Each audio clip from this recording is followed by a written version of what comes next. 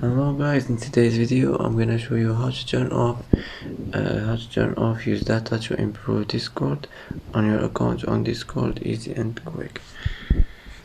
First click on your profile and now click privacy and safety, and here you will find use data to improve Discord. Just click like this. Now click yes, I'm sure, and that's it. It will be turned off. And that's how to turn off use data to improve Discord on your account on Discord, easy and quick.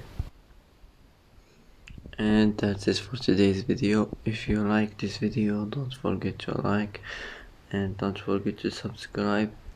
I hope this video is helpful for you, and thanks for watching until the end, and see you in the next video.